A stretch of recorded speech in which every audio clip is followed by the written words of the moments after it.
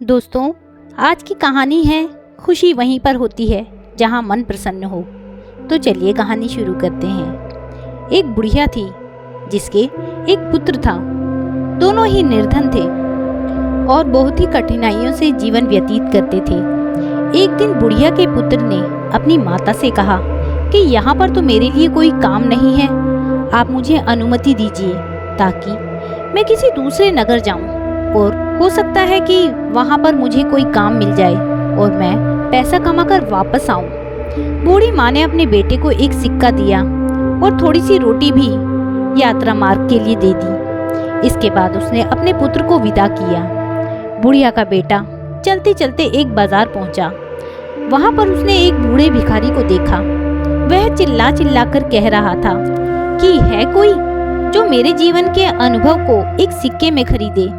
कोई भी उस बूढ़े भिखारी की बात नहीं सुन रहा था। इसी बीच उस युवक ने सोचा कि मेरे पास एक सिक्के के अतिरिक्त कुछ भी नहीं है, क्यों ना यह सिक्का मैं इस बूढ़े को दे दूं।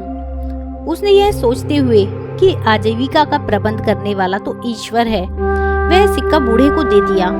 सिक्का देते समय युवक ने उस बूढ़े से कहा कि अब तुम मुझको अपने जीवन का अनुभव बताओ। बूढ़े ने कहा कि कोई भी अपनी वर्तमान स्थिति से संतुष्ट नहीं है। यह सोचता है कि इस स्थान से किसी दूसरे स्थान पर जाऊं ताकि मेरी स्थिति बेहतर हो जाए। बूढ़े ने कहा कि मेरे हिसाब से तो वह स्थान उचित है जहां पर मन को शांति मिले। प्रसन्नता महत्वपूर्ण है, न कि स्थान। बूढ़े की बात सुनने के पश्चात युवा आगे बढ़ गया और चलते चलते एक जंगल में पहुंचा। वहां पर उसने देखा कि बहुत से लोग एक कुएं के किनारे जमा हैं। उसने उन लोगों से पूछा कि क्या हुआ। लोगों ने कहा कि इस आशा के साथ हमारा कारवां यहाँ पर आया था कि इस कुएं से पानी निकालकर पिएंगे। अब हम स्वयं प्यासे हैं और हमारे पशु भी प्यासे हैं। हमने कुएं से पानी निकालने के लिए कई बार रस्सी में बाल्टी बांधकर कुएं में डाली और हर बार रस्सी टूट गई और बाल्टी कुएं में गिर गई। अंत में हमने एक व्यक्ति को कुएं में भेजा ताकि वह हमारी बाल्टियों को वापस ले आए, किंतु वह भी वापस नहीं आया। पता नहीं कुएं में क्या है। युवक जो अपने घर से काम के लिए ही निकला था, उसने सोचा कि इन लोगों को अपनी योग्यता और क्षमता को प्रदर्शित करने का यह बहुत अच्छा अवसर है। हो सकता है कि कारवां के लोग इसे देखकर मुझे कोई काम सौंप दें। उसने कारवां वालों को संबोधित करते हुए कहा कि यदि आप अनुमति दें तो मैं कुएं में जाकर देखूं कि वहां पर क्या है। कारवां वालों ने उसे तुरंत ही कुएं में जाने की अनुमति दे दी, क्योंकि वह स्वयं इस कार्य से डर रहे थे। उन्होंने युवक की कमर में रस्सी बांधी और उसे कुएं में भेज दिया। वह दीवार के सहारे धीरे धीरे कुएं में उतर रहा था। जैसे ही वह पानी के निकट पहुंचकर बाल्टियों को ढूंढने का प्रयास कर रहा था, एकदम से उसने एक बहुत ही बड़े काले देव को देखा। देव ने उससे कहा कि तुम यहाँ पर क्या कर रहे हो। देव को देखकर नौजवान डर गया। उसने देव को सलाम किया। इस पर देव हंसा और बोला, सलाम सुरक्षा लाता है। तुम मुझको एक सज्जन युवक लग रहे हो। मैं तुमसे एक प्रश्न करना चाहता हूँ। यदि तुमने मेरे प्रश्न का सही उत्तर दे दिया तो मैं तुम्हें यह अनुमति दूंगा कि कुएं से पानी लेकर सुरक्षित वापस चले जाओ। यदि तुमने मेरी बात का सही उत्तर नहीं दिया तो मैं तुमको भी उन्हीं लोगों की भांति यहाँ पर बंदी बनाऊंगा जो तुमसे पहले यहाँ पर आए थे। ऐसे में युवक ने सोचा कि तुम्हें क्या परेशानी थी जो यहाँ पर आए, लेकिन अब इन बातों से कोई लाभ नहीं था। अब मुझको ईश्वर पर भरोसा करते हुए देखना यह है कि इस काले देव ने क्या सोच रखा है। यह सोचते हुए उसने देव से कहा कि ठीक है, मुझको तुम्हारी बात स्वीकार है, तुम अपना प्रश्न पूछो। देव ने युवा से कहा कि यह बताओ कि खुशी कहाँ है। देव का प्रश्न सुनकर युवा ने कहा कि मालूम है कि खुशी तो धरती पर ही है। फिर उसने सोचा कि यदि मैं उसको यही उत्तर दूंगा तो हो सकता है कि उसे बुरा लगे, क्योंकि उसका घर तो अंधेरे कुएं में है।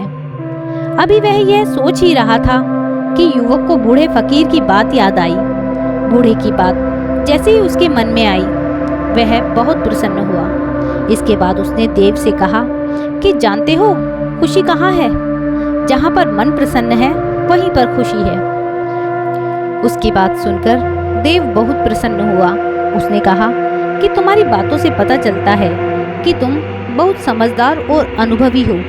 तुमसे पहले जिससे मैंने यह प्रश्न किया था, उसने मुझसे कहा था कि धरती पर पाए जाने वाले बाग खुशी का स्थल है, जबकि मुझको तो यही स्थान अच्छा लगता है और मैं इसे पसंद भी करता हूँ। देव ने कहा कि जाओ, बाल्टियों को ले जाओ, मैं तुमको 3 अनार दूंगा। जब तक अपने घर न पहुँच जाना, किसी से भी इस बारे में कोई बात नहीं करना। युवक ने देव का आभार व्यक्त किया, बाल्टियों को पानी से निकालकर एकत्रित किया और उनको पानी से भरकर वापस ऊपर भेज दिया।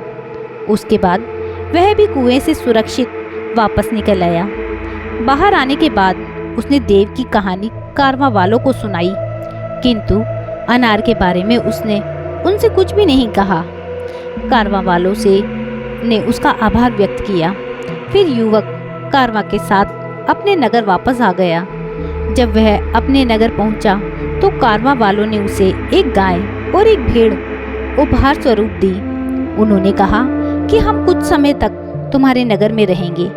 जब हम यहाँ से वापस जाएंगे तो तुम भी हमारे साथ आ सकते हो और हमारे लिए काम कर सकते हो। इसके बाद युवक ने कारवां वालों से विदा ली और अपने घर की ओर चल पड़ा। अपने पुत्र को देखकर उसकी माता बहुत प्रसन्न हुई। उसने कहा कि बहुत अच्छा हुआ कि तुम आ गए। मुझको तो आशा नहीं थी कि तुम इतनी जल्दी वापस आ जाओगे। युवक ने कहा कि ईश्वर ने मेरी सहायता की। अब तक मुझे एक गाय और एक भेड़ उपहार में मिल चुकी है। कुछ दिनों के बाद अब मैं कारवां वालों के साथ उनके नगर जा सकता हूँ और उनके लिए काम कर सकता हूँ। रात को माँ और बेटे ने खाना खाया। माँ थकी हुई थी, अतः जल्दी सो गई। युवक ने अपनी जेब से एक अनार निकाला और उसका एक टुकड़ा काटा। अनार के दाने बहुत चमक रहे थे, जो जगमगाते रत्नों की भांति थे। युवक को पता चला कि अनार के दाने बहुमूल्य रत्न हैं। यह जानकर वह बहुत खुश हुआ। वह कारवां के साथ यात्रा पर नहीं गया। उसने कुछ रत्न लिए और उन्हें जाकर बाजार में बेच दिया। उनसे मिलने वाले पैसों से उसने एक दुकान खरीदी और व्यापार आरंभ किया। जब भी लोग किसी ऐसे व्यक्ति को देखते हैं जो अनुपयुक्त स्थान पर रहता हो या उसकी आय कम हो और बड़ी कठिनाइयों में जीवन व्यतीत करता हो, लेकिन इन सब के बावजूद भी वह प्रसन्न हो, तो लोग यह कहावत दोहराते हैं, कुजा खुश अस्त, अनजा के दिल खुश अस्त। अर्थात खुशी वहीं पर है जहां मन प्रसन्न है। तो दोस्तों, आपको यह कहानी कैसी लगी मुझे कमेंट करके ज़रूर बताइएगा। यदि कहानी अच्छी लगी हो तो कहानी को लाइक कीजिएगा, शेयर कीजिएगा और मेरे चैनल को सब्सक्राइब करना ना भूलिएगा। कहानी सुनने के लिए बहुत बहुत धन्यवाद।